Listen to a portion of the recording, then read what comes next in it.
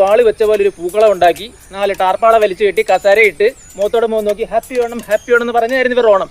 നമ്മൾ വന്നതിന് ശേഷം ആ പരിപാടി കളറായത്. നമ്മൾ പോകാതിരിക്കാൻ പറ്റുമോ? നമ്മൾ പോണം. അതെ, അത് മാത്രല്ല വെറുതെ വാശി പിടിച്ചു കഴിഞ്ഞാൽ നാളെ നൊസ്റ്റാൾജിയും വിഴുകി പച്ചവെള്ളം കുടിച്ചിരിക്കേണ്ടി വരും. അവിടെ ചെന്നാൽ നല്ല സദ്യ കിട്ടും.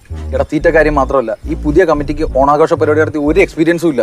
അപ്പൊ നാളെ എന്തായാലും വീഴ്ചകളും പാളിച്ചകളും കാണും. അപ്പൊ നമ്മൾ വേണ്ട കാര്യങ്ങളൊക്കെ അറ്റൻഡ് ചെയ്ത് പരിപാടി വിജയിപ്പിക്കാൻ. ഗോപിച്ചേട്ടൻ മുന്നിൽ നിന്ന് ചെയ്യുന്ന പോലെ ആവോ വേറെ ആരും ചെയ്താലും? അളിയ നീ ചെയ്യുന്ന പോലെ ആവോ?